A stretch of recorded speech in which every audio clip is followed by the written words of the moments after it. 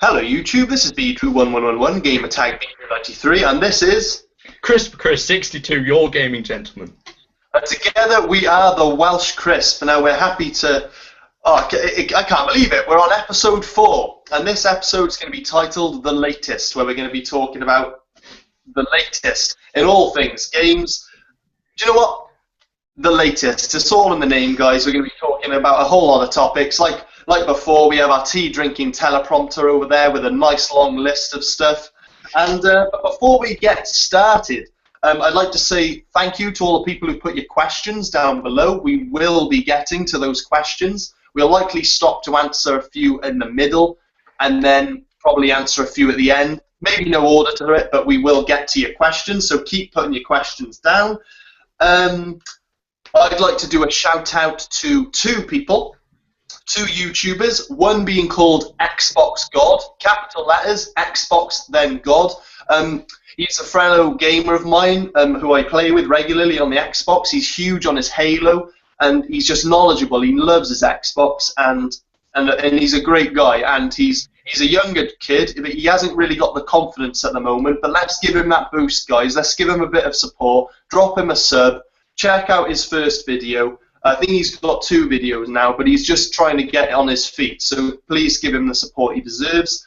And a second shout out to Spoony82. Now he's just a fun guy to play with, he's a fun guy to talk to, and he is in a similar situation. He's always wanted to do YouTube, he's only just started, and come on guys, just drop him a sub, give him the support he deserves and let him get going, and he'll be great, I can assure you.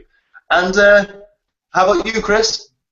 Yes, I've got 2 shout-outs I'd like to give. First one is for LUG Voltage Wolf Gaming. He's a superb guy who plays a lot of... he just recently got Grand Theft Auto 5, and we've been playing that. And he's just a superb guy in general. He has his own YouTube channel, which he supports young, starting up YouTubers who need that extra support, who want to develop their channel further, to go to LUG Voltage Wolf. He's a great guy who will support your channel as long as it takes, and he's a great guy. Second shout out, C-Note Gaming. You know who you are. He's probably not watching it live, but he's a great guy. We've been playing a lot of Minecraft just recently. He's absolutely superb and really funny, and he's also amazing at Call of Duty. He's one of the best players I've ever seen, and that is a fact. He's just superb at Call of Duty. So if you like Call of Duty, please subscribe to C-Note Gaming. Thanks. That's all the shout-outs I got. Well, I've never met C-Note, but LUG Voltage Wolf, also a great guy. Just vouching for Chris's shout-out. He's a great guy. Check out his channel. He's given me a shout-out. He's helped me out. He's good as gold. Well, me and Chris have a special announcement. And, yes, that's right.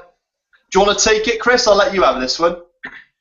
Yes, we have a very special announcement. Me, Bowen, and I, we are admin for Extreme Xbox Gamers. That's right, we have become admin for Extreme Xbox Gamers, and we want to say a special thanks to Danny Kyle, who let us in to be admin in Extreme Xbox Gamers, to make this group the best it possibly can, with its fun and friendly atmosphere, and we're very excited to take on this role, aren't we? Oh, definitely. It's just incredible. I mean, little over a month ago, I started doing YouTube through Microbox of X being like a great help from the start, and that's where it all began for me. I've been always an Xbox gamer, but it was through YouTube that I joined the Microbots. Then I joined the Extreme Xbox Gamers because of Kyle and Danny Kyle. And as of recently, he's had to take on more people for the admin roles. And me and Chris, we get along with him great, and it's just fantastic. And it's like one big family. We're going to get to the Xbox community at some point in our podcast this evening, but it's just amazing. Just what great people, and that goes for everyone on the admin team and everyone on that group. It's fantastic, and I think I speak for both of us when I say thank you, and we're just privileged to be a part of it. Yeah, absolutely. I can't, this has always been sort of like a aspiration for me to start an Xbox gaming group, and to be in part of one is really fascinating. It's admiring to see all the fun in the community, to see really fun look at posts and comments and overall gaming support.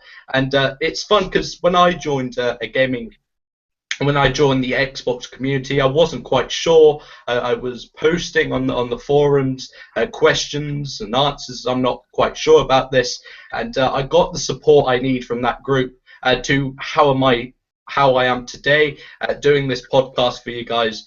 And it was because of that support from the Xbox community, the support from the admins, that I became who I was. And I would like to do the same to the members in this group. Could not have said it better myself, mate. It's just, without these people, it's been a pretty amazing journey thus far. I know I've enjoyed every second of it, and it's because of people like Danny, like Microbox, like Stephen. These groups in general, they're just helpful and so supportive. And God, it's just amazing. I can't fault it. I can't fault it enough. But that is our special announcement. Thank you, everyone. And now I'm going to give it to our tea drinking, breathing, talking, saluting, headset wearing, and teleprompter to kickstart our podcast, The Latest. What's the first topic, Chris? Right. Well, we have some questions we would like to answer from our subscribers. First question. Fair enough. It comes from LUG Voltage Wolf, and he asks, what is the Assassin's Creed Victory details and plot? Well, to answer your question, LG Voltage Wolf, I absolutely have not a clue, apart from it's got to be really cool, set in 19th century London, which is going to be very awesome. I can't wait to be set in London. It's just going to be amazing because, as we all know, 19th century in London was very grim during the Industrial Revolution. It was all about I think it was the steam train, coal. It was very grimy. Young, 6-year-olds had to work up in chimneys, smoke, very grim, dark, and with the London Underground being built, it was very grim, and it was a depressing era. So it's not the London. It's all fun. It's really grim and dark. So I'm very excited, and I think that Assassin's Creed Victory, the plot may be like the House of Parliament and all of that, because it was building of the House of Parliament. I just think it's going to be grim. But some details I do know about Assassin's Creed Victory is that we got a grappling hook, which is going to be very cool, a new weapon for the Assassin's Creed to climb up buildings. I do know that it's going to have co-op in it, just like Assassin's Creed Unity. And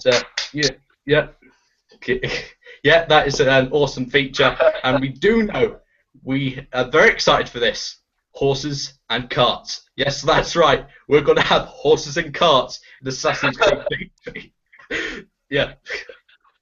Well, as from where I'm standing, Assassin's Creed Victory could not do much wrong if they stick to the Assassin's Creed Unity footsteps. Just build off of Assassin's Creed Unity, have the co-op, the new grappling hook, and the fact that it's set in London, that'll be an interesting take as well. Frankly, I think it'll have the same sort of foundations as the Unity setup, like with the hierarchy, the higher people, the sorry people, all the you have your villagers, you have your rich people. And it'll be really interesting, but that's the basis. There's not a whole lot of information, but Chris pretty much said it all. Also, there was a new information that came that they were actually, the idea of setting it in London came before they decided to set it in Paris. Oh, really? So, yeah, I don't know if you didn't know that, but it was just recent news. So so that's something to think about. They had this idea way back then, so I think they had it all planned through. They didn't just go, oh, we've made Unity, now what? But they had a long plan. They knew what they wanted to do, and because they've done it in a really quick amount of time. But I hope they polish this game to make it as good as it is. Yeah, well, they just do what they did with Unity. They'll have no problem. They'll have no complaints from me. Well, apart from all the bugs. Yeah, well, to be fair, I didn't really notice a lot of them. I mean, obviously some of them were very apparent, but in fairness, I touch wood, I didn't really, notice many. But thank you very much, LUG, for our first question. Have we got another question, Chris? Yeah. Yes, we do have another question, and this is a very important question, and it comes from my friend C-Note Gaming, and that is DLC in games, which DLC stands for downloadable content. What do we think about it? Do you want me to start? Could I start? Because I literally have one thing to say about DLC, and it's pretty simple. I agree that a game should have downloadable content, okay, with that out of the way. But what I can't stand is when they release a game and there's DLC you have to buy within a day of it being released.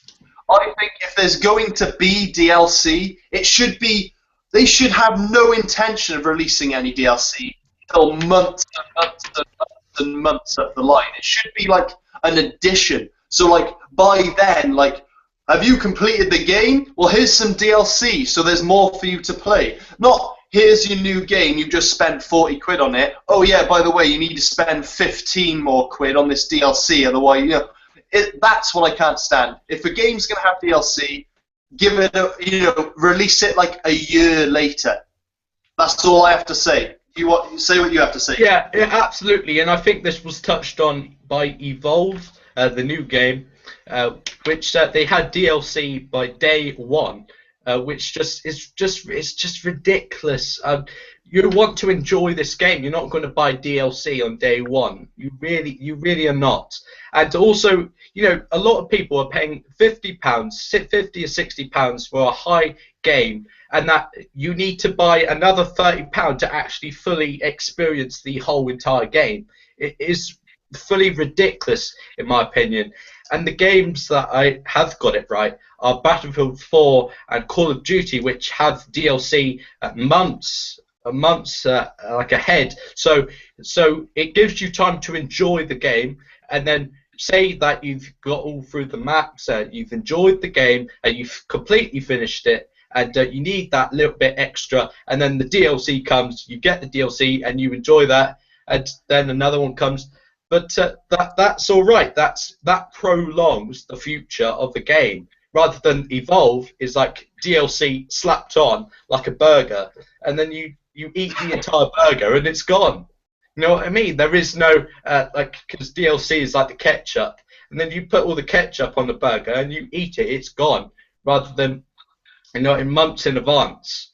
You know what I'm saying? No, I couldn't. That's basically what I just said, isn't it? It's like when you go out and buy a game, you've spent your hard-earned money. I mean, oh man, it's like 40, 50 quid isn't exactly like, that's a lot of money, and you pay for a game, and then the developer's like, wicked, you've got our game. If you really want to enjoy the full potential of this game, you have to spend more money. It's just money grabbing, and they're absolute bastards for doing it. And they should not. No developer should release DLC until at least the very minimum 6 months. That's what I think. Yeah, and also just because we're on the topic of DLC, that was a good question. Microtransactions. What do you think about those? Because we had some microtransactions in Assassin's Creed, which basically buy your own clothes. But I hate microtransactions. £2.60 for like a different colour like exoskeleton. I get you. Totally. Things like that should always be in-game currency, because for more than one reason. Forget the money grabbing side of it, which is ridiculous anyway, but it makes you work harder, makes you want to play the game more. Like, if there was like a specific hood you needed for Assassin's Creed, or a specific color you wanted for your clothes, I'd rather the challenge of having to get a certain achievement or something like that that'll unlock it for me, than thinking, oh, my credit card, can I just have can I just buy this hood, please? Yeah. Oh no, it just takes the fun away.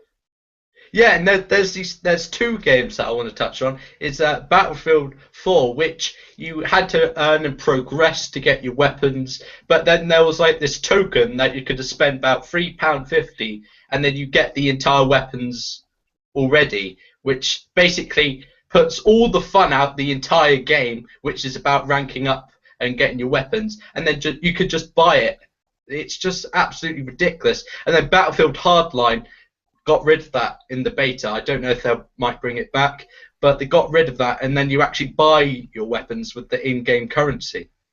Well, it's the same with FIFA. I was actually, no lie, talking to my girlfriend's cousin earlier today, and he was saying that in FIFA 15, they have recently, or are about to soon, whatever he said, I can't exactly remember, but basically they're getting rid of microtransactions with your Ultimate Team. So people can't buy gold pack after gold pack. They have to earn them in-game. And I think that's good because, God, anyone could just buy Cristiano Ronaldo and all the bloody Messi and all the best players and just have the best team and absolutely stomp on everyone. It's not fair. It takes the fun away from the people who like to play the game properly. Yep.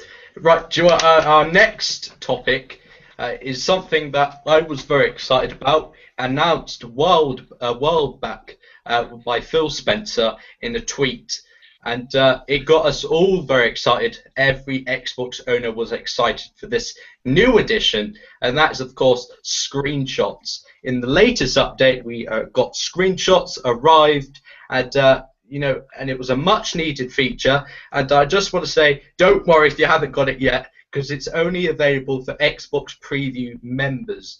You have to be in this special selected group, and in order to get this screenshot feature, but it's going to come to all the rest of the Xbox members in March. So yeah, so it is brilliant new addition. You got more to say? Yeah, sorry. No, yeah, totally. As he said, the March update is coming. Don't be afraid.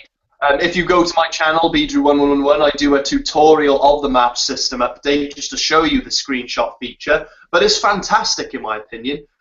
Definitely overdue, but end of the day, better late than never. But it's fantastic.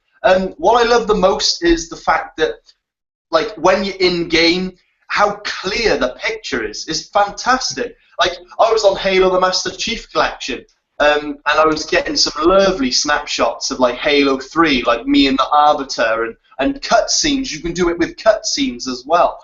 Obviously, I can't wait till I'm playing the Halo 4 campaign, because at the moment I'm going through Halo 3, and then I'm going to go to Halo 4. I'm going to be getting some beautiful screenshots. And what's amazing as well is you can have them as your background. So any game you own, any cutscene, any cool clip, anything, double tap that button, press Y, or say Xbox take a screenshot. Simple as that, if you have Kinect, and it's done. Then you can have it as a background. It's incredible. Yeah, Bowen, you just made my Xbox turn on. Oh, well, never mind.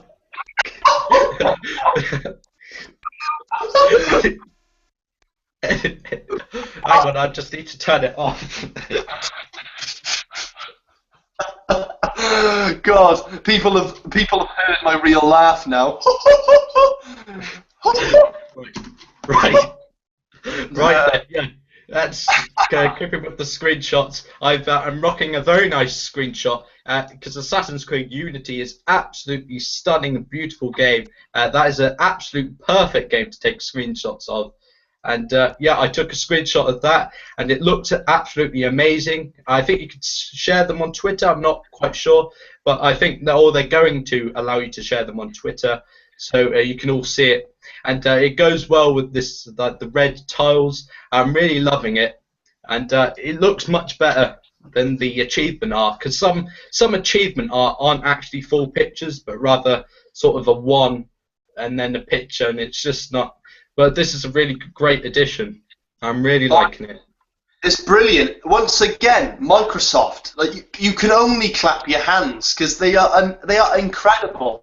They truly do listen to your feedback, and that's the difference with the Xbox community to any other, in my opinion. I know the amount of like updates we've had and feedback brought in, you can't fault it. And it's a feature that everyone has wanted, and it personalizes. It makes the whole experience rich. Like if you like you said with achievement art, yeah, like it's very limited in size with certain achievements, but like more to the point, you got you get what you're given. You have no choice on the matter. With screenshots, you go into a game of your choice. So say I wanted a Rise Son of Rome wallpaper, I could go on Rise, wait for one of the cool cutscenes where the guy's slashing someone up, double tap, press Y, lovely screenshot, make it my wallpaper, and it's my own personal edition. It'll be different to anybody else's because I've done it myself. It's a very, very, very good feature. Yeah, absolutely. And talking of other features, Upload Studio 2.0 arrived to the Xbox. So much requested and absolutely brilliant.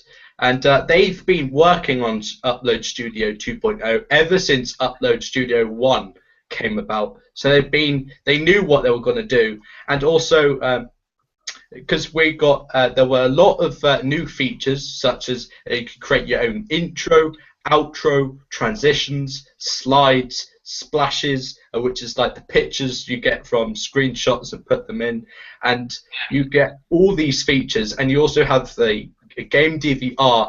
And what is really good about this is that now the 5-minute annoying time limit has been extended to not just 10 minutes, but 30 minutes. That's right, 3 times.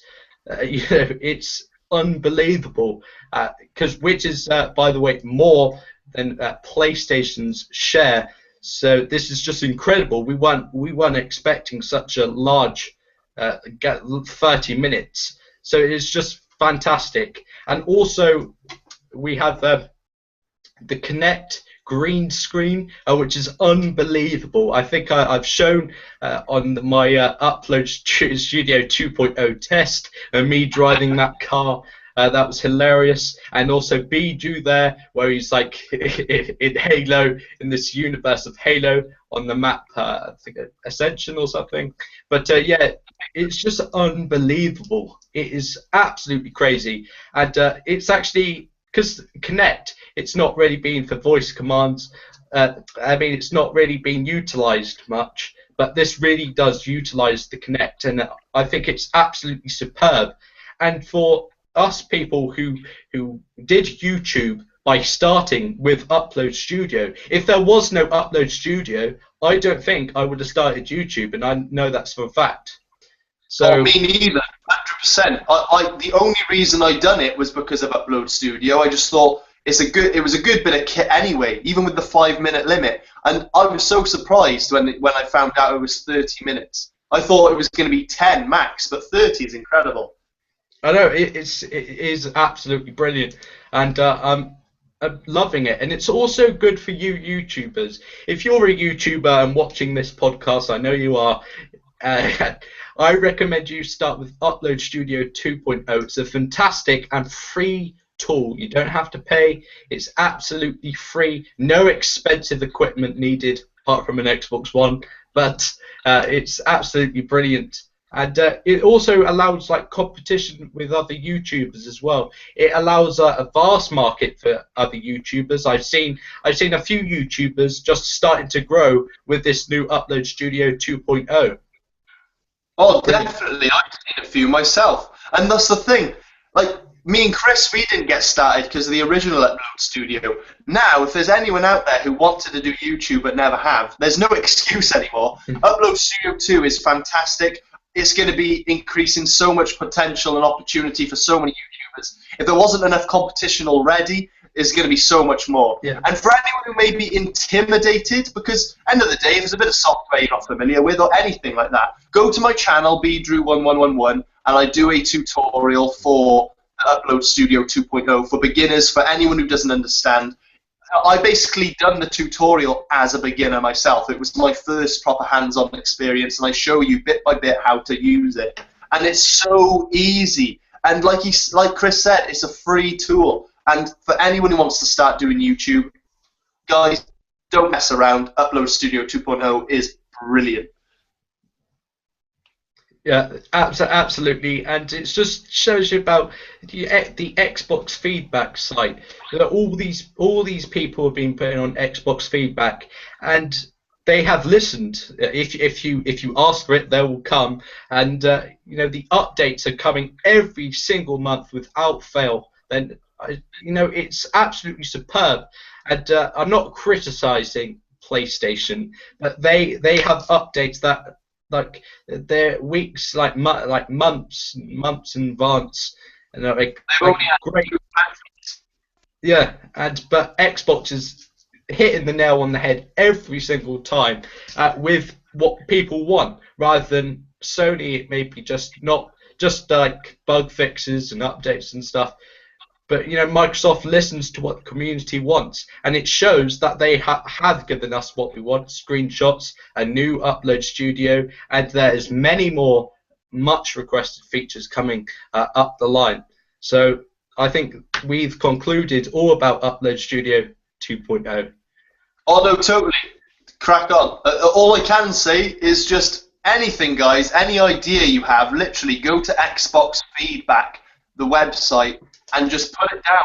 Any idea is an idea. Months ago, I did a video on YouTube regarding game DVR and how it could be more, how there's more potential, how it should be lengthened, blah blah blah blah. And that was and look now. I'm not saying I'm the reason, but I and many people were saying that Upload Studio has so much more potential. And look what they did with it. People gave their feedback, me included, and look what happened. They listened. It just goes to show, guys. Any idea you've got, put it down on the feedback site. What's the next topic, Chris, before I talk again?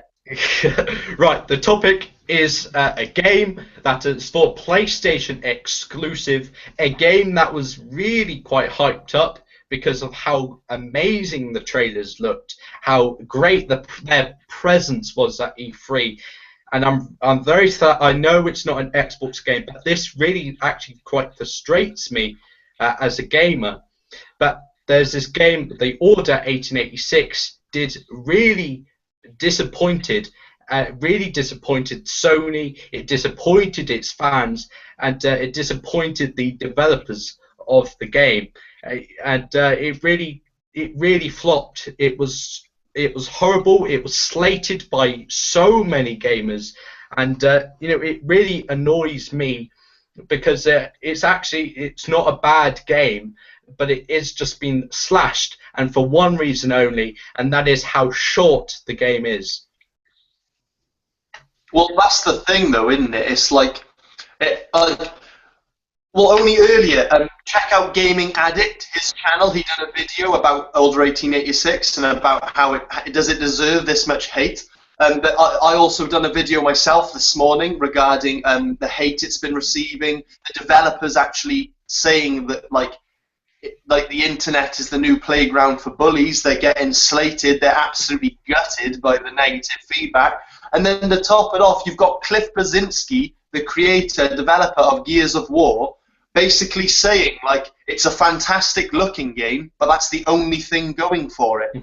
It's too short. The cutscenes are too many. There's not enough gameplay, and whatever gameplay there is, there's not enough of, and it's just being hacked to bits. And it's like Gaming Addict said, these games developers, it's their job at the end of the day. It's like, I don't know, it's like you being a chef, cooking up a 3-course meal, and the person you've served it to has just slapped it out of your hands, spat on the floor, and said, "What a rubbish food you just cooked me." That's excellent. I know, and it really is annoying for me how they must have put a lot of effort to achieve that high level of graphic fidelity, and to achieve that level of graphics, and then just to be like, you've done a horrible job when you've actually achieved something that no other game developer has done in that level of graphics. In my opinion, I don't think any other game developer on console has managed to achieve that level of graphics. Order 1886 has done. It is superb, but the question is, graphics aren't the most important thing, in my opinion, and I think Bowen agrees with me, that gameplay is more important than the graphics. It always has been and always will, no matter what people say. No, well, that's the thing. That's what I wanted to touch on, and I'm so glad you've said it, because the game developer for Order 1886 said, direct quote, "The internet is the new playground for bullies." And he went on to say these exact words: "Why do we have to worry about the quantity of a game? Why can't we just look at the quality?" And that's fair enough. Like the quality, the graphics, the beautiful, how good it looks. But Cliff Bleszinski is such an amazing developer, and his main complaint out of like the 3 or 4 that were there on his, because he basically played the first hour on Twitch and was narrating as he was playing it, and he basically said, "There's not enough gameplay, there's not enough battle scenes, there's not enough action.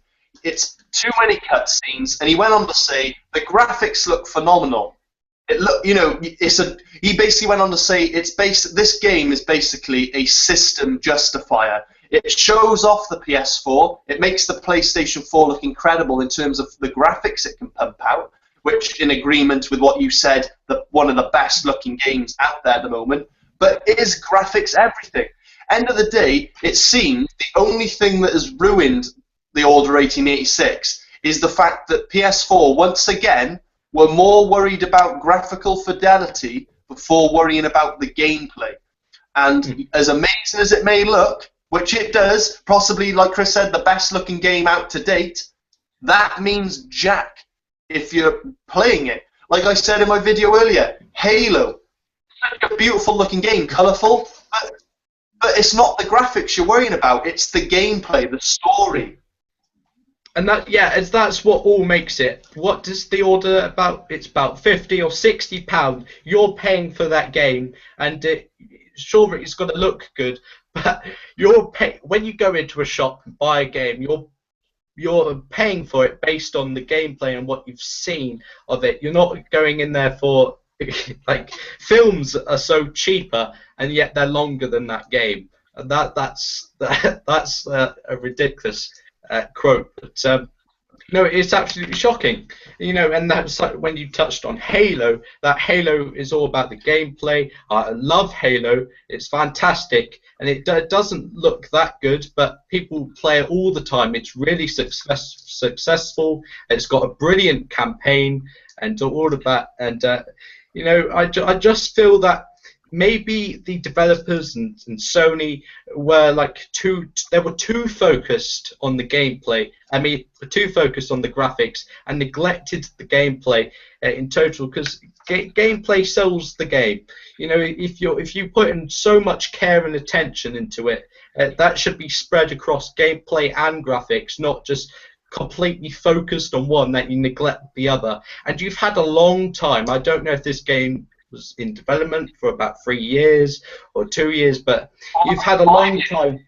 Was it 5 years? More than that?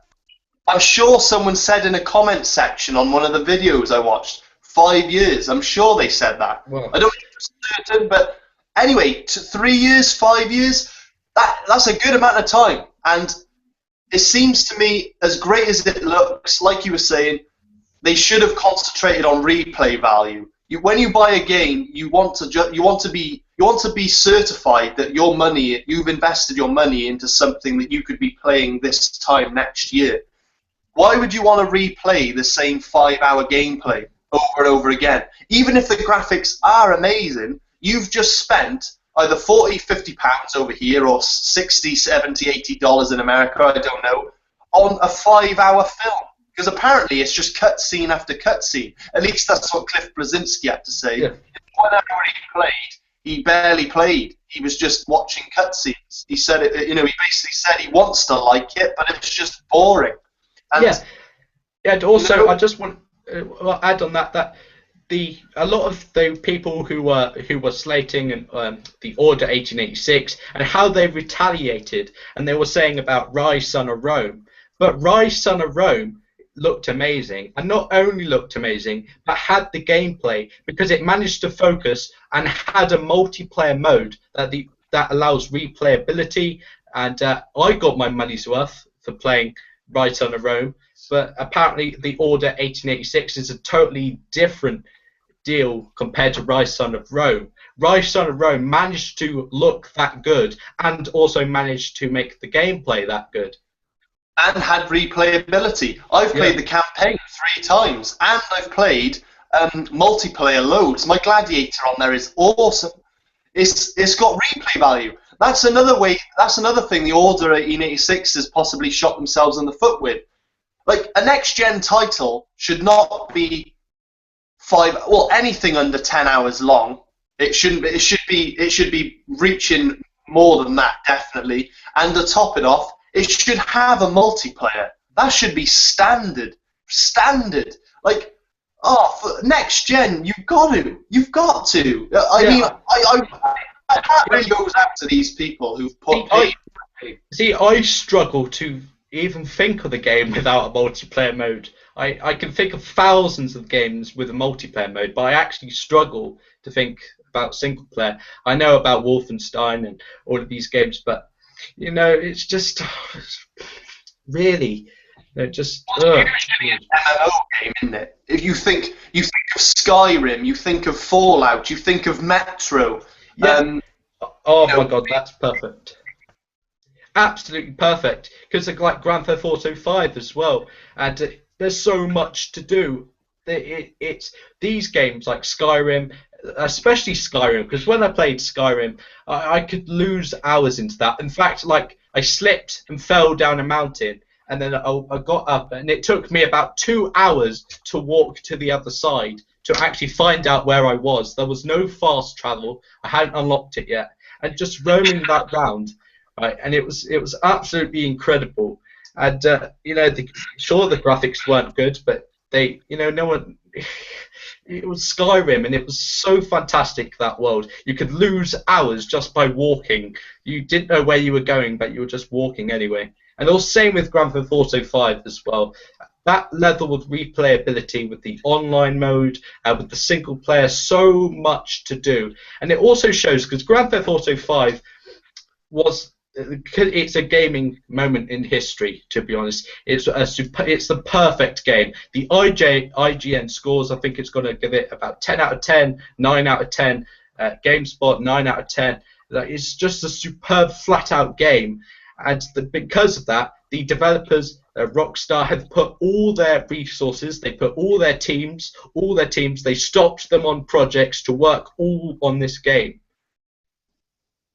You say projects, hopefully there's a Red Dead Redemption 2 on the scene, but we'll get to that on another date. But no, you're right. These big games, you're paying money for replay value. And frankly, I think PlayStation in general could learn anything from this experience, because my heart does go out to these developers. You can tell they really are quite crushed by the negative feedback. But if these developers and everyone behind any exclusive for PlayStation, anything, stop worrying about graphics so much. We all know that PlayStation 4 can hit 1080p 60 frames, but, well, not even 60 frames. It can hit 1080p, but it's the frame rates that is slacking, and that's been proven with Assassin's Creed Unity, Call of Duty Advanced Warfare. There's a few titles that are basically, the frame rates are a lot more surdy on the Xbox. But again, I'm not trying to make this a PlayStation versus Xbox thing. I'm just making the point that graphics is not everything. I am far more content playing a game which is fun, has replay value, and decent graphics than I am. I'll be honest. Everything I've just said to defend Order 1886, I can kind of criticize myself what's the word? Basically, if I bought a game, yes, it looked great, but I completed it in 5 hours, I'd be taking it back. I'd be furious. I'd want my money back because it's not worth it to me. Halo, you can play for hours. You've got the multiplayer. Same with Rise. Same with Far Cry. Same with most games. That's what you're paying for. But That's all I have to say, really. I did a video about it earlier. Go check out my video. But it is a shame because these people, PlayStation fans, have waited for so long for basically a 5-hour-long film. So it seems. I've not played it. The Titanic was more than that. The Titanic was longer than Order 1886. Well, the original Spartacus film is like 4 hours long. So, you know, do you know what I mean? Yeah, Lord of the Rings trilogy is longer. Yeah. But then again, if people are enjoying the game, then don't listen to the haters. Like, the people who hate on a game they don't own, it's pointless arguing with them. But that's all we have to. Have you got anything else to say, or should we move on to the next topic? Yeah, we're talking about online and replayability, and not actually superb graphics, but decent graphics. And our next game had been announced, being on 360 for a free-to-play Xbox Live title for Xbox Gold members, and all about tanks. Yes, that's right. World of Tanks is making its way to Xbox One and 360 with cross-platform play together. At you know, it's going to be fully remastered with better graphics, better players, a lot of players in, and it's just going to be so good when it's going to be on Xbox One, and you'll be able to play against someone on 360. I'm very excited about this game. I played a few matches on the 360, but abandoned it because I went on the Xbox One, and now I get to play it on the Xbox One. It's free for all members, and take my advice: when something's free, you're going to want to download it. So it's got to be superb. I've never played World of Tanks. You never? Do you want me to give you the lowdown? Yeah, man, mate. Honestly, I can't wait. I love World War games in general. I love tanks. And if you've ever seen the film Fury with Brad Pitt? Oh, no, I've heard, but I want to see that. Mate, incredible. But after watching it, I want to get in a tank. So I can't wait for this. But yeah, give me the throwdown. What is it? So basically, there's tanks in it, but yeah, there's about 30. I think there might be 60 player count. I'm not sure. They might increase the player count for Xbox One, but anyway, basically there's tanks, and there's about 12 tanks on each team, and they're basically going, and you have to fire each other and kill each other, and that gets you points. You upgrade your tank. And it's different maps around, set in World War II, set in France, set in Germany, England, and you know it's just a fun to play game, and it's free. You know, it's just a very cool game. It's all about trajectory and where your missile is going to be, and to get the perfect shot, if you will, and then kill all the tanks, blow them up. Is the goal, basically. It's just fun to play, and it's very much fun to play when you have a large group of people, when you have all your teammates on one side and all your other teammates on another, and we should, when it comes out, we should all we would like you, yes you, to all play World of Tanks when it releases. No, definitely. We'll have to. Well, we've got a Halo night coming up on Wednesday. You had a GTA night the other night. I'm definitely going to have to do a World of Tanks night, definitely. I can't wait for it. I love anything to do with World War. I love it. I really do. And after watching that Fury film, I'm desperate to get in a tank and blow stuff up. So I'll definitely be buying it. Well, not buying it, it's free. That's the beauty of it. It's a free game, guys. You can't go wrong. Right. Right. Our next topic, we mentioned Halo Night. Well, without further ado, Bowen's favourite topic, that is Halo 5. I'll quickly say before Bowen spends an entire hour talking on it. But Halo 5, yes, that's right. Halo 5, we have some amazing news. I'm not a supreme expert, but I am very excited for the Halo 5, as played for the Master Chief Collection beta. I'm very excited for the Halo 5, and we recently got some news. And first of all, we recently had a glimpse of the Spartan laser. Can you talk a bit more about that? Yeah, well, it's been there's nothing absolutely certified. It was on Halo Follower, But basically, the Halo Championship Series done a banner, and basically the Spartan at the front of this Halo Championship Series has what appears to be a Spartan laser, remodeled. It's got a red and white colour scheme going on it, so I don't know, but I've never known a Spartan weapon to be that colourful, but it looks really tasty. And generally I'm glad that it's back, because that, as well as the Spunker rocket launcher and a few different things, I want to see those things in Halo 5. Vehicles as well, of course, but to know the Spartan laser's coming back, I can't wait. I love the Spartan laser. But no, it's got an interesting look to it. Definitely go on Halo 5 and check it out. Yeah, and also on Halo 5 news, we're a bit throwing about in topics about some new additions that are coming. Apparently there is a mode, I don't know if it's been fully confirmed, but to not introduce clamber and Spartan abilities into Halo 5. A lot of people did not like the new abilities, thinking it was too much close to Call of Duty Battlefield gameplay, but it's good news because we are not. There's an option to disable all those new features, which a lot of Halo fans are going to be very excited about. What do you think about that? Well, I can tell you it has been confirmed. For the life of me, I can't think of where. I think, again, on Halo Follower, and he knows his stuff. He definitely confirmed it. Yeah, I'm something with Halo Follower. Oh, me too. He's great, to be fair to him. But yeah, it has been confirmed that for players who are core Halo 1, 2, and 3 fans that are not interested in Clamber, Thruster Pack, Sprint, any of those things, there is a button in the options menu to disable it. So you are just your Spartan, you walk around and you've got a gun, if that is how you wish to play. And judging by what he was saying, this is speculation now, but I can only assume there's going to be a game type without any Spartan abilities as well. It's bound to. They're not stupid. They're going to cater for the core Halo fans.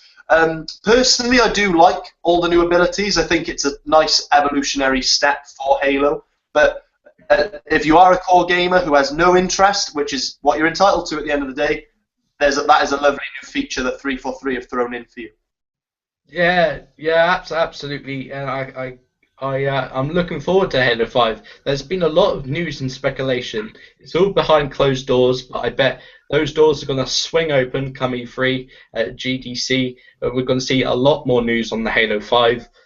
So I cannot wait. Talking on Halo, the Halo Master Chief Collection, the most annoying multiplayer patches ever on history. We were going to get another patch, a final Master Chief Collection patch to rule them all, the one patch to fix everything. Well, that never happened. We were delayed twice. The beta never came to us gamers, leaving us to go on to other games because we were fed up of waiting. And now we have to wait again because the patch has just been delayed very many times, because it's a humongous patch apparently, and that they're still working on it. But in my opinion, it's about time. Come on, man. You've had this game since November the 18th, and it's just, oh, man. It's been 100 days since it launched. Oh. That's a long time. When you think these people are working 24/7, they barely leave the office. So the woman, I can't remember her name, she have said that on many occasions on Halo Waypoint. But yeah, I don't know what's happening. I mean, don't get me wrong, lately I've been finding a lot more games than I ever have before in Halo. But that's not the point here. It's still not at its full potential. The party system isn't great. You can't just go from game to game. You're finding matches more, but you're always on edge on when you're going to be lapped out of it. And this patch was just... It was the first time I've actually had some sort of faith that it could actually work. And the fact that they were going to do this beta, I thought, yeah, okay, I've never heard of this before, a patch beta, but whatever works. Just get it done and hopefully it'll do it. I had respect for their approach. It was quite ballsy. But they just didn't do it. They said, we can do this internally, it'll be down to us, we can do this. And it's like, no! every patch we've had thus far, you've done internally, and it's not worked. Get the beta out there. Do it, for God's sake. And take your time. Man, yeah, a lot of people are moving on now from the Halo Master Chief Collection. They are just fed up because a lot of people brought the Halo Master Chief Collection for multiplayer only. Can you believe it? They brought it just for multiplayer and were let down day one, having to wait months, 100 days before they can actually play the Halo. So it is really upsetting too, and they're really letting down their fans. Hopefully we get some news on the much awaited, was it Halo ODST, their new thing, but I hope that comes to all gamers, because I know I have suffered with that Halo Master Chief Collection, and I would be very much annoyed if I did not get Halo ODST. Frankly, man, at this point, there's so much wrong with that game. They're not going to limit that. If to get anyone on the game, they're going to be giving it away. I guarantee you. Like, even though they said it was only going to be for certain people before a certain date, I guarantee you that they're going to give it to you. They will. They have no choice. They're clutching at straws. I mean, I love it, right? This game was a good purchase for me. I love the campaign. When the online is working, which at the moment, touch wood, it is working to a degree, but I want more from it. I want ranked. I want to be able to party up with friends. I want to be able to, like, go game after game and be tactical, do arena. That's why I'm so hungry for Halo 5. It's been 100 days. That's a long time. How are they not on this? You know, it's just ridiculous now. But I don't know. Maybe we'll get it in the next month. So, because always fingers crossed. But as for me, it's worth a purchase for the campaign, because the campaign is splendid. It's amazing. It takes you back. If you're a Halo fan, it's fabulous. Absolutely. And just to clarify, there hasn't been a game that I'm aware of that has been, from day one, it's a deal. It is an Xbox deal. I mean, that game, for about £50, you get the entire collection, 1, 2, 3, and 4, all the multiplayer. You get the Forge mode.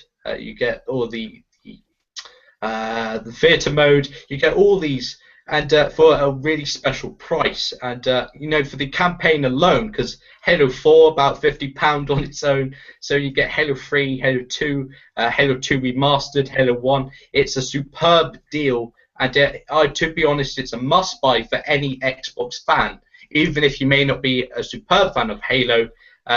Even if you've never heard of Halo, even though that's probably unlikely, but if you've never heard of Halo, try it. You would like it. I guarantee you would like it. But yeah, shall we talk about our next topic? Well, I was just going to suggest I want to talk about one more thing regarding Halo, and then I was thinking maybe we can maybe stop and answer a few more questions if we have any. But I just wanted to say, in terms of Halo 5, seeing as we're on about the latest news, two things. One, the Spunker rocket launcher has been revealed to be coming back. So the rocket launcher, the design they changed. I don't think they're changing it back, but they're bringing the Spunker rocket launcher back, the original design, as a legendary weapon. Where in the game it'll show up, whether it's campaign or as a power weapon, like on a special map or something on the multiplayer, I do not know, but it is making some kind of a return. And lastly, we have a photo live on the internet at the moment. It's not hard to find, you only have to Google it. A live action snapshot of what appears to be Master Chief lying down on the ground, and a second Spartan looking at it. Oh, I saw that, yeah. Yeah, appears to be Agent Locke, and it's speculation that this is a snapshot, a leaked photo of what's to be a live action trailer, which we are used to with Halo. They make live action trailers for every game they've made. So maybe we're going to see something at GDC or maybe E3. But yeah, it's looking very good. But yeah, that's all I have to say on Halo. That's Halo to a close. Have we got any questions? I was just looking up to see if we've got some questions. I think Kenny might be offering a question. I just messaged him there. But yeah, if you've got any questions, please use the chat. Please go on YouTube. I've got the tab open right now to answer your questions. Our next topic is a very difficult one. It's a topic a lot of parents consider when their child plays their games, and that is age restrictions in gaming. And a lot of parents, this issue is very complicated to them. And you know, because basically, like in Call of Duty, you have to be 16 to join the army, but you have to be 18 to play Call of Duty, which is absolutely ridiculous in my opinion. Most of the gamers that play Call of Duty are less than 18 years old. Oh, definitely. You get so many kids playing on it. Oh, yeah. It's just beyond. It's like Halo's a 16. But I was playing Halo when I was a kid, and there's nothing wrong with it. It's not all that gory, if you ask me. There's no swearing. It's just an action game. I don't see the problem. Frankly, I think age restriction. Like, I was speaking to my girlfriend's auntie earlier and my own father earlier, asking them the question for the podcast. Like, as parents, what are your opinion on age restriction? And they both practically said the same thing. That there's just so much evidence out there of kids doing a lot of wrong from games and movies, and which is fair to say. But this day and age, I just think everything is so accessible now. Like, any kid from the age of 5 to 15 can go on a laptop and look up porn, look up ISIS and gory films, stabbings, shootings. It's all on the internet nowadays. It's so easy to get your hands on. So why? I'm a parent now. I've got a 7-month-old son. And I just don't see the problem, personally. Certain games, like the only game I can think of that I'd probably be like, no, not until you're old enough, is probably GTA. And that's simply because it's crazy. At the same time, I think if my kid was like 10, 11, 12, and he wanted to play Halo with me or Call of Duty with me, I would. As long as he's not a raging psychopath, who I think, as long as I don't think the kid's going to go into school and stab his classmate, I would allow him to play a lot of these games. I don't think age comes into it. I know it's not as if you're going to, like, if you had the mental state, you probably won't allow them to play the game, but you're not going to rob a bank after you just played Grand Theft Auto, for example. You're not going to just go out and I'm an experienced bank heist. I'm just a bank robber. I'm just going to rob a bank. You're not going to do that. And it's up to them, I think, rather than the parent. I think it's their own choice if they can accept like what happens in real life and the consequences. Because gaming isn't about. It's about a different world from your own. It's about having that experience that you wouldn't be able to do in real life, and it's all about that, and you can get control of it. It doesn't invade you, it doesn't take over you. You as soon as you finish that game, you snap out of it. Simple as.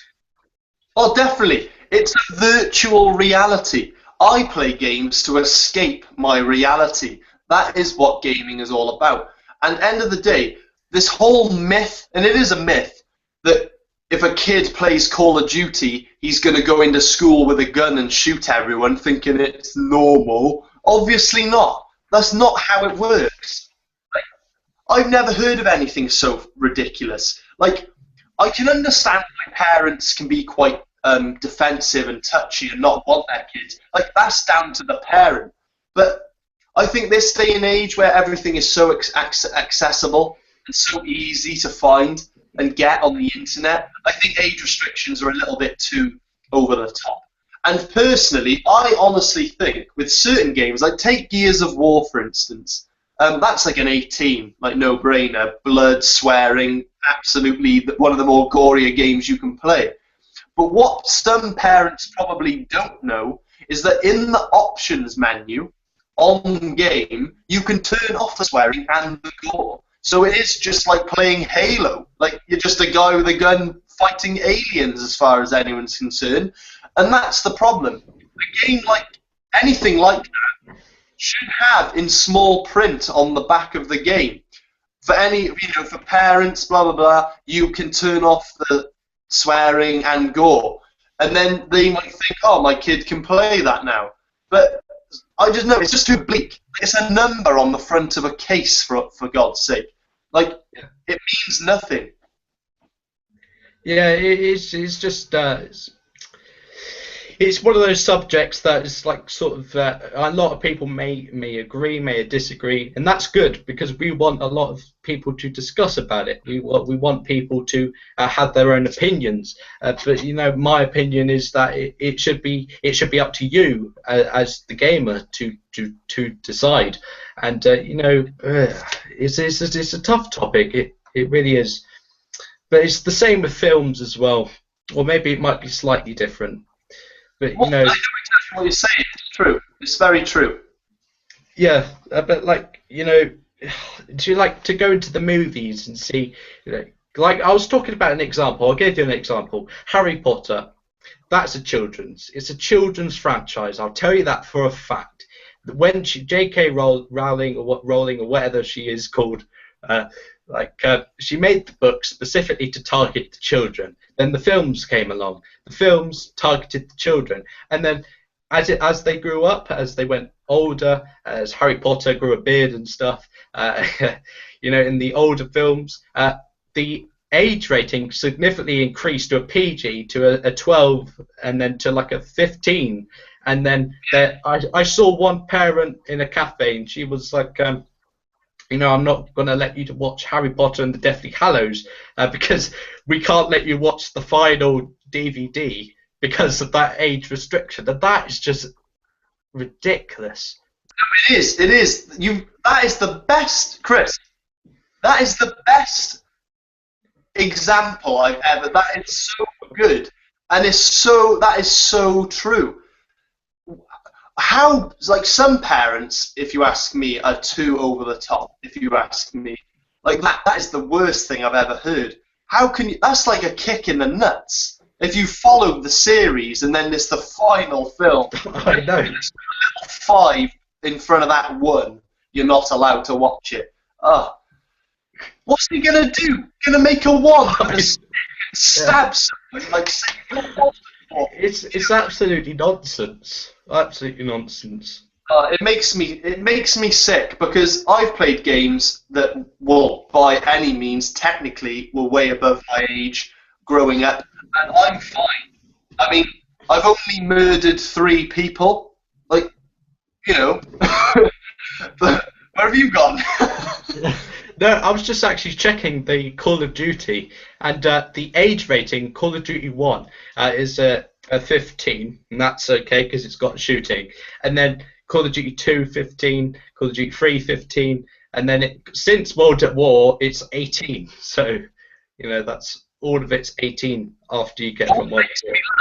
Like you said, you can join the army at like 16 or 17, but you're not allowed to play Call of Duty unless you're 18. It's like, where's the logic? In theory, basically, you could be in Afghanistan shooting and being shot at by actual human beings, but no. You can't play a video game which is fake until you're 18. Ha ha ha. Stupid. Yeah, the system's corrupt, isn't it? Absolutely, the system is corrupt. And especially Saw film as well. I've seen Saw films from a very early age, and it's funny. It's not serious. I don't take it as if like I can't watch this. I find it really funny because I know it's fake and it's a set, and I enjoy it not because of the gore or that. I enjoy it because it is just funny. Their set and their props, and because I know it's a movie set. I know that they made the movie. I know it's not real or based on real events. No, well, exactly. But then you wouldn't let a kid with like. I don't know. You wouldn't let a kid with some kind of, if he was a bit loose up top, a kid with actual problems. You wouldn't allow them to watch something like that. they can get a bit attached and think, oh, that. But that's different. That's the individual. But it's like what you said before. It's down to the gamer or the viewer, because end of the day, if I didn't like blood and gore, I'm not gonna play a game like Gears of War. That rhymed unintentionally. Yeah, I know. You should write a poem. Roses are red, violets are blue. Gears of War, I love you. But basically, no, but that's the thing, isn't it? Before parents, before age restriction, as an individual, if I didn't like blood and gore, I wouldn't touch games like The Evil Within, Dead Rising, Gears of War. But I know, and I have done for years, back when I was 12, I never minded gore. It never bothered me. It never gave me nightmares. I never went into school like shivering, thinking there was going to be a locust crawling out of the floor. I was fine, but then there's some kids that don't like it, so they wouldn't play it. But why put a number on things? I don't know. We could talk about this all day. Yeah, I know we could probably talk about age restrictions all the time. Sometimes it is a bit just complicated and annoying. Right, do you want to talk about our next topic? Yeah, let's cut it there. I think you've gathered how we both feel about age restrictions. I personally just don't think it's necessary. Maybe it was 10 years ago, but nowadays, with how accessible everything is on the internet, I don't see the harm in a kid playing Call of Duty, even if he's only 10. Oh, well, not 10, maybe like 12 or something like that. But anyway, next topic. Right. Our next topic is a game that I'm very excited about, and that is The Division by Tom Clancy, and it's Xbox DLC for Xbox first, I think, just like Call of Duty is. And The Division is basically set in a post-apocalyptic world set in New York, and you play, I've forgotten the name, but basically there's two different factions, like raiders who are like looting people and beating people, and then you've got like these like a squad, and then basically survive and to create your own like tribe and online mode as well.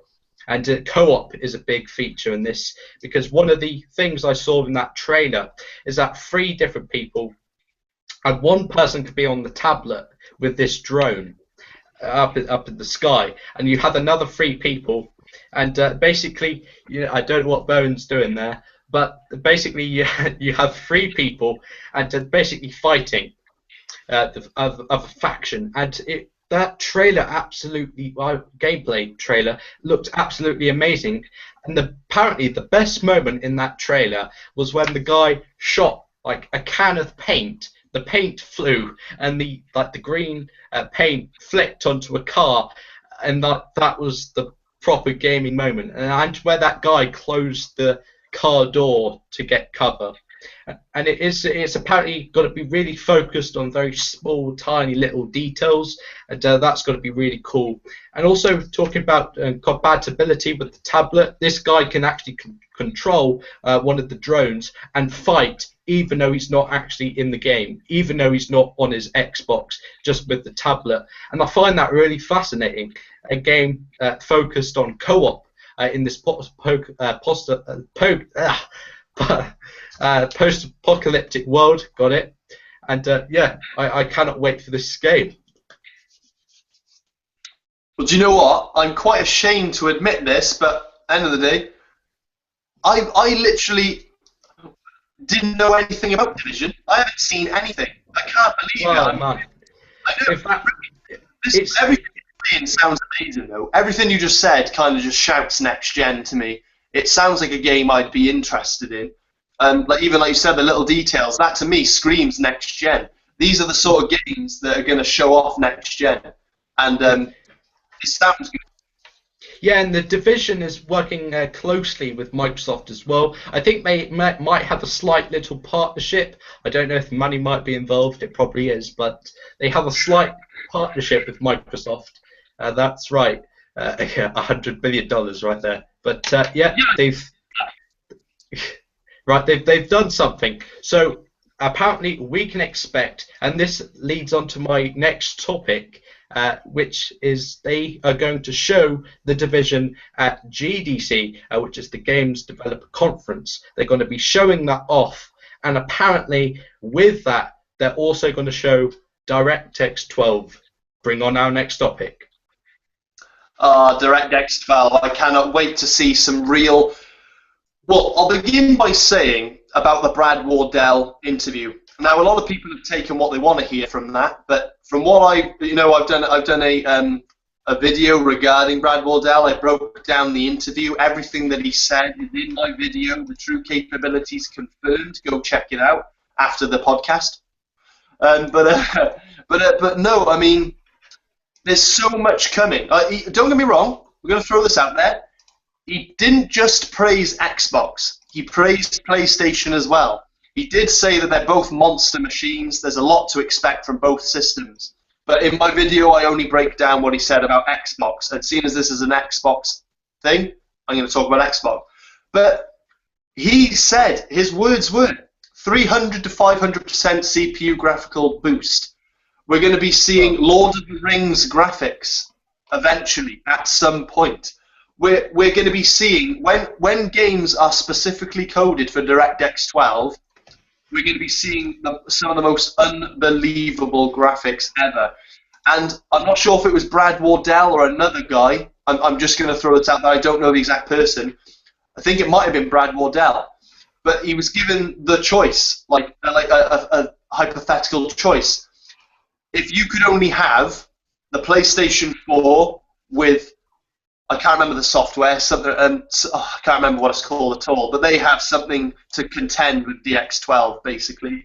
And he was also asked, or the Xbox One with DX12, what would you choose for from here on out? And he said the Xbox. So check out the video, guys. I go into extensive detail, but this DirectX 12 just sounds like it's going to be fantastic. Like, again, I don't want to blow it too out of the water. I don't want to make out that your Xbox One is going to grow wings and legs and bloody save cats from trees. But we are basically looking at a huge evolutionary gap from now to the end of the Xbox life cycle with Windows 10 and DirectX 12. And I can't wait to see games like The Division, I think Chris just mentioned, Fable Legends, any games that are going to be specifically coded for DirectX 12 are going to be the future, to say the least. I can't wait. I can't wait. You know, I cannot wait because this is the leap we are looking for. Xbox 360 had this giant leap, and it's about time. Forget 2013, forget 2014. Bring on 2015, because 2014 was all about their first games developed on PlayStation 4 and Xbox One. So they didn't get to utilize the hardware. They didn't have a clue what they were doing. Maybe they did have a clue, but weren't actually allowed to get into the metal with the Xbox One and all these controversy with the Ps and all of that. And it was because it's their first ever game made for the Xbox One. But now they have made that first game. They know how it all works. They know how the system works. And now, all of a sudden, they get access to this amazing tool, DirectX 12, in order to improve that even further. Not only is it their second game, but they have access to this awesome other tool on top of that. So basically, we're going to see much better improved games, much better, not just for the Xbox One, but we're going to see much better games, and so much improvement for Xbox One games featuring this DirectX 12. It's going to utilize DirectX 12. We're going to see more games being made. We can see more games seeing in that graphical. We're going to see more games with higher frame rates. We're going to see more games that are more steady. We're going to see more games that can render more AI, such as what Unity did. And, it's just going to be... I can see the future now, and the future is good. The future is good for gamers. I know that for a fact. And GDC, Games Development Conference, DirectX 12, they're going to be showing it off. They're going to be giving punches left, right, and center. DirectX 12 at GDC. Microsoft's baby is going to be there. So expect to see some good stuff. Well, I have two things to say. just to be as simple as I possibly can regarding DirectX 12 in case there's people viewing that don't understand it. But at the moment we are seeing DirectX 9, not 11, 9 level graphics, and we're only utilizing 6 out of the 8 cores. Bear with me. Secondly, we are going to be seeing, when we hit DirectX 12, a 300 to 500 CPU graphical boost, and we're going to be utilizing all 8 cores. That is the important thing to remember here, guys. That is the leap we're going to be seeing. And when we see DirectX 12 in full flow, we've been told, Brad Wardell said, the only reason they haven't come out and said earlier, or yet really, I mean, I know we leaked the information, but the only reason people like Phil Spencer, Larry Herb haven't come out and said the Xbox is going to have a 300 to 500% graphical CPU boost because of skepticism, haters, and negativity, and they didn't want any of that. They were going to keep it on the hush-hush and release it when the time was right. And I think GDC is going to be that time. Absolutely. Bring in the big guns when people less expect it. They won't expect it, and then they'll just hit it they'll blow it up. They really will. I think GDC will be live, Games for Conference, will be live on the Xbox One. So I think people can watch it live on, I'm not sure what date it is, I think it might be March the 14th, if I'm correct. Yeah, and I think it is. So yeah, people can watch it on the Xbox One. So you're not going to want to miss it. I think it'll be YouTube the day after, and I think we'll be talking about some of the highlights of the Games Developer Conference. What do you think? Do you think we'll be talking about some of the highlights? Oh, definitely, 100%. That'll most likely be one of our videos. Probably around that time we'll be doing an episode regarding everything that it was GDC. Maybe have a guest. We'll have to wait and see. But also we had an idea. This isn't confirmed. We're going to talk about it and we'll announce it if we do decide to. But we were thinking of doing a podcast on the night of the GDC. So we're doing our reactions while watching what's coming. But we're going to discuss it further and we'll give you an announcement if that comes up. But that's an idea in the works at the moment. Yeah. I think I don't know if we finished with that topic, but I just want to say to a Microbox of X, or Chris Stevens, now undercovered, mask is off, and his mask is finally off, we can find his name. There's only room for one Chris in this podcast, but I'm mascot. But he's watching out in the shadows. Yeah, he just says that great, how's the YouTube going, and great podcast. So thanks for watching, and also Kenny as well. You always watching it, so thanks very much, Kenny. Yeah, honestly, guys, the support you all is fantastic. You've been with us from the start. You are our veteran fans. Right. Our next topic is a game made for the Xbox One, made to utilize the cloud to get AI like we've never seen before.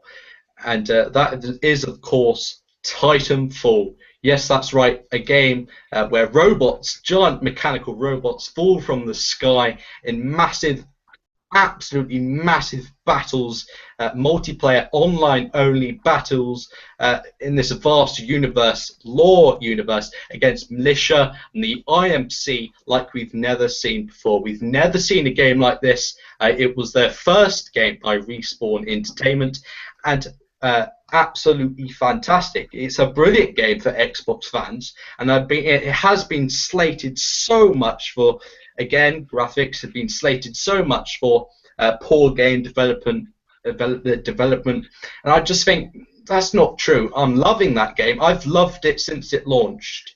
I've loved that game no matter what people say about it. I love that game. I've been playing it since I got it came with the Xbox One back in March, and I think Bowen's got that game as well, and we're both loving that game, and we both had matches with that game, and we're both loving it, and it's very exciting.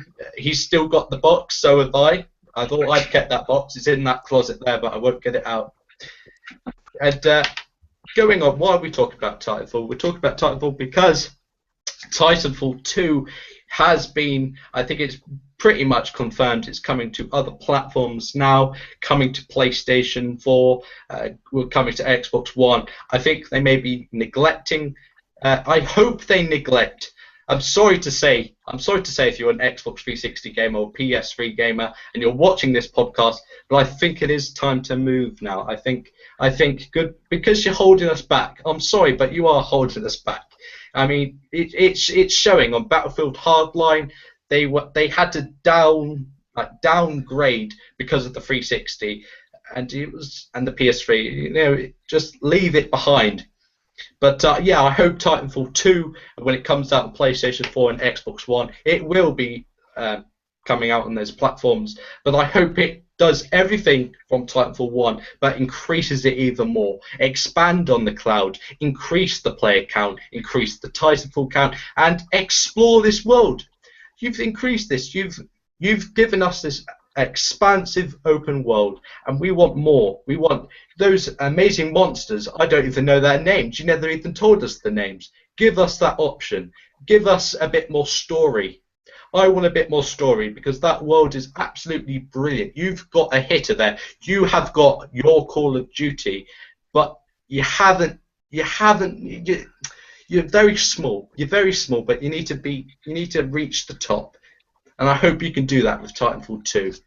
What do you think?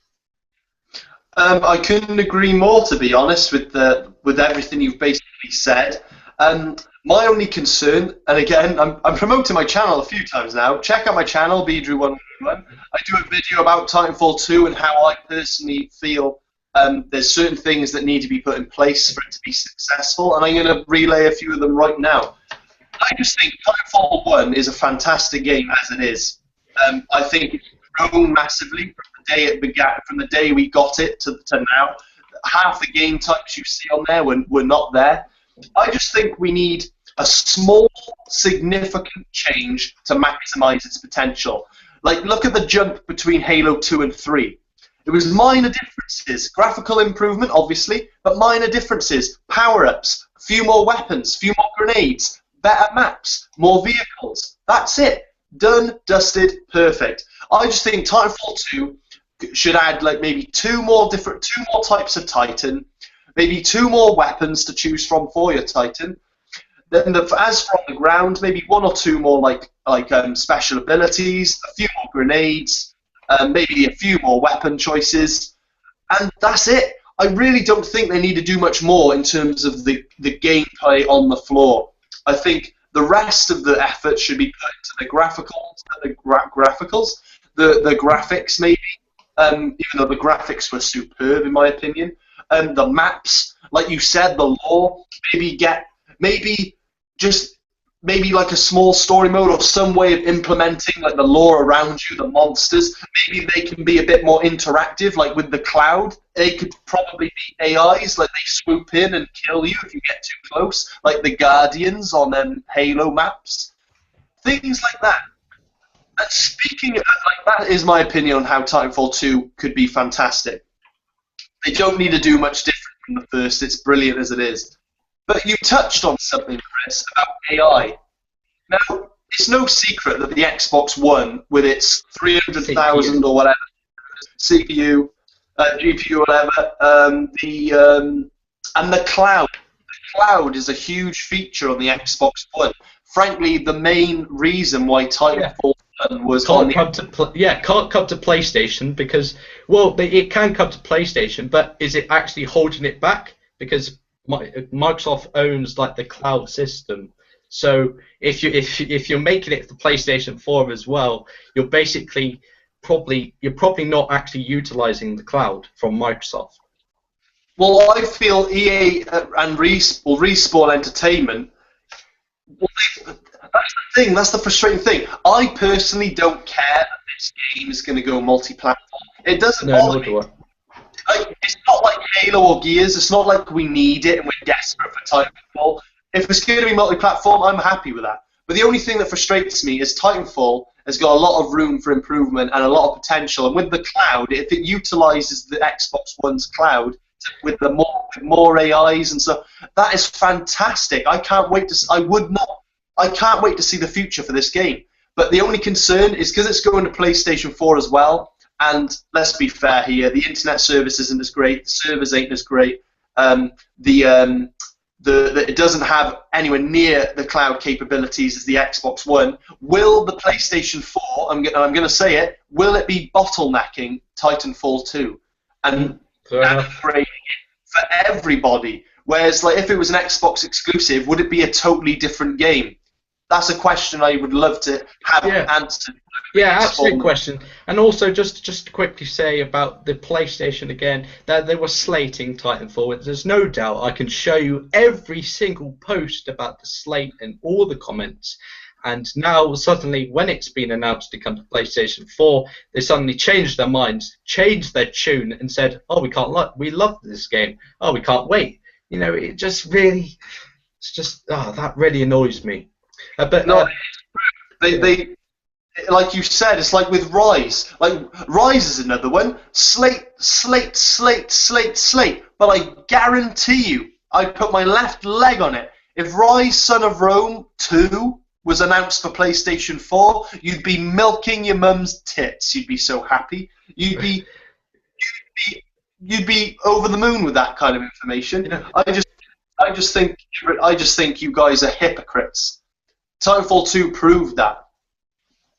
Yeah, and I'm really looking forward. I hope they do like online and a single player mode. I also just want to just say I did a Titanfall 2 as well on my channel. Not saying I need to promote my channel as you're all watching this podcast on my channel, but yeah, I've also had a lot of issues to talk about on that subject. So make sure you check out the Titanfall 2 video. I have received a question from Microbots of X, and the question is, but I think we're going to answer your question at the end actually, because that really ties into what we're going to finish with, Microbots. Yeah. So stay tuned to the end. And right, our next topic is universal apps included in Windows 10. Windows 10 is coming to the Xbox One, it's coming to PC, it's coming to phone. The apps on the phone, the apps on the PC are all interlinking together. So therefore, we're going to see apps that could be on phone and PC come to the Xbox One. And one specific app we, all Xbox gamers, are really looking forward to. We have been putting it into the Xbox feedback, and that is music for Xbox. We can play music through Xbox Music, but that just isn't good enough. We want to play music in the background on top of our games. This is really requested feature, and a feature we are all loving, and I know Bowen is very excited about this. I know I am very excited about this. Bowen he did a video about PlayStation 4, brought out Spotify. I don't know if you could just quickly say about that. Yeah, well, basically, again, check out my channel, it is there, but I basically announced a while back now that PS4 got Spotify on the PS4, and I'll be honest, as honest as day, I was very jealous. That is a fantastic feature, and it just raised a lot of questions, like something that I used to do, and Chris will agree, on my Xbox 360 so often, I used to have James Blunt in the background playing Call of Duty. I used to have Ed Sheeran in the background while playing Gears of War. That leads to my story. Yeah. Okay, I'll finish my thing quick, and then Chris can tell you his story. Just it's something that the Xbox One needed, and the PlayStation 4 had a good idea going with Spotify, and it's only a matter of time. The Xbox has to do it. They are now doing it. It's been confirmed.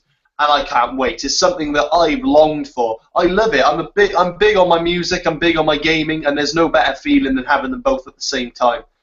Go on. Once upon a time, there was a man. Well, basically, the story goes this. I got it at the Xbox 360 a while back, a couple of years ago.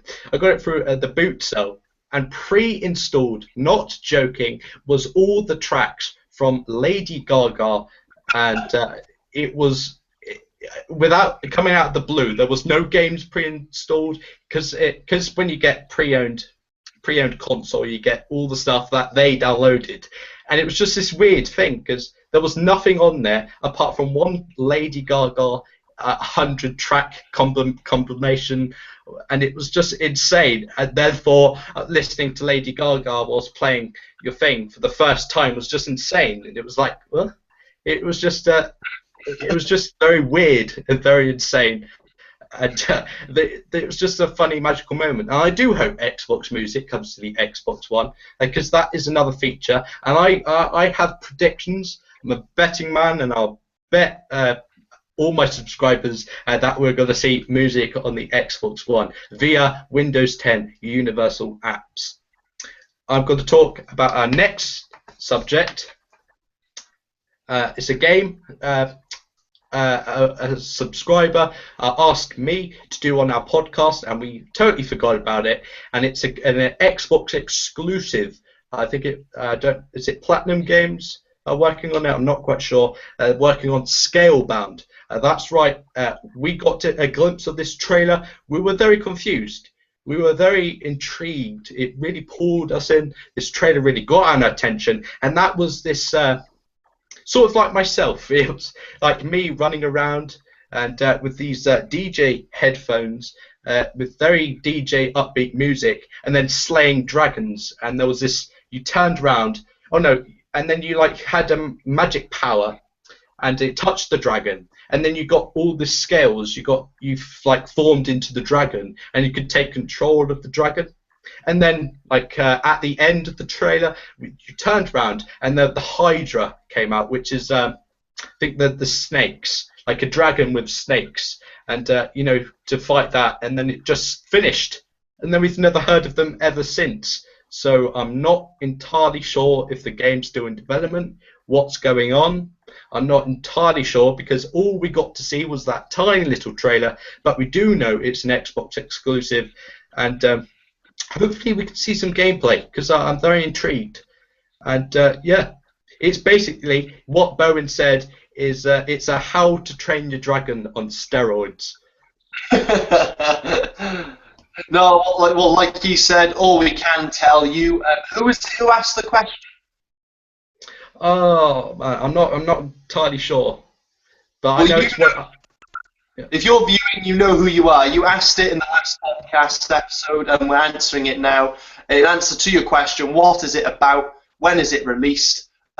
We don't know what it's about. All we know is he plays a character, pretty hip guy, pretty cool guy, DJ headphones. He can control dragons. How to train your dragons on steroids, basically, as I like to put it.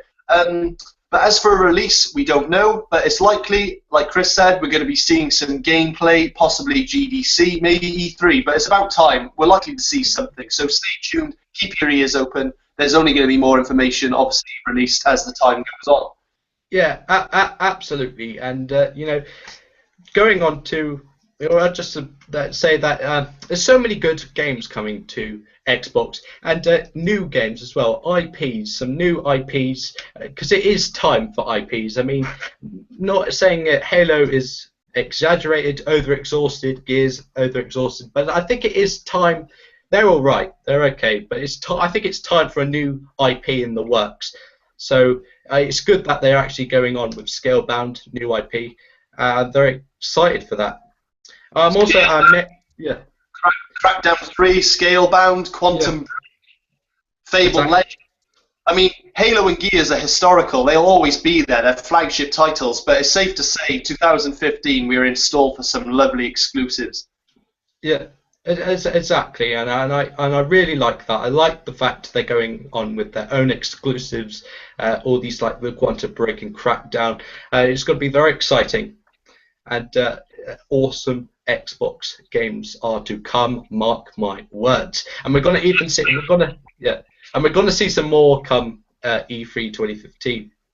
And our final topic we're going to talk about is, of course, Xbox community. And a question from Microbox of X, he has begged me to answer this question, literally was begging on his knees, and that is, what made you guys want to get into YouTube in the first place? And how did we decide to do this podcast? Do you want to take it away, Bowen? Well, yes, I do. Great question, and I'm very pleased to answer it, purely because It's you, Microbox. Well, you already know. The reason I got into YouTube is because of you. I've always wanted to do YouTube. I always kind of, I just needed that push, really. I've been on. What's that? A push over the cliff. He's not very nice. You gotta be serious here, Chris. You horrible person. God, I quit. Bye. No, seriously though. I've always wanted to do YouTube. For years I've been on YouTube subbing people and watching videos, and I've always loved it. And I just needed that push. And it was Microbox X. I was watching his channel. I'd been following it a couple of days at the point that I was watching it, and I just loved his style, the way he spoke, the way he came across. He wasn't like, in your face, come to my channel, subscribe, I'm the best guy ever. That's like mine. That's like my channel. Chris, it's not about you, mate. It's about Microbox. But no, seriously, I liked his style, I liked his approach, I liked how polite he was, down to earth. He could tell he just loved his games, and it was him. I just watched him and I thought, I'm going to give it a go. I'd done maybe 2 videos, like my first ever 2 videos, one about Gears of War and another one about how is Xbox inferior to the PlayStation 4. Nervous as hell. And I approached it, a Microbox on Xbox Live, asked for his advice, and he's been helping me ever since. So that is pretty much how I got into YouTube. So Chris, do you want to answer how you got into YouTube, and then we'll talk about how we came up with the podcast? Yeah, I really do. You know, I was basically Gibmeister. Gibmeister started. Gibmeister or Meister really started it off because he was just sat here on a chair like I am doing and just reading out the news. He had no plan. He just read out some of the news, and I started him when he was really just starting. His first video was a Killer Instinct video, I think it was, and yeah, it grew substantially. There were so many people watching that video, and that's how Gibmeister got into, and then found We Game Here and all of that. And you know, I was, Gibmeister was just sat in a chair doing his Xbox news, and I thought, it's time for a new face in this town. I thought I might as well get into the business, and so I searched Xbox community for what is this community like? I've never been into an Xbox community before. I've never had any experience, and then I see Microbox of X and Gibmeister and the Anchorman V, and it has just been a life not a life-changing experience. It's been a very nice thing, and to start a YouTube channel and all the people watching now and subscribing, and it's really to inform people of the Xbox gaming news, and it's something I really enjoy. It's something that I like when people comment on your videos or watching your videos, showing their support, and making people laugh, entertaining people before yourself. No, that's right. Making others happy before yourself. That's right. Making others happy is what I like to do, and that's the reason I met Bijou here. And it has just been absolutely fantastic. And I would take the honours to do how we came up with the podcast. Well, it was basically, are you going to do a podcast? Shall we do a podcast? Yeah, why not? Let's do it. And then basically we did it. It was madness.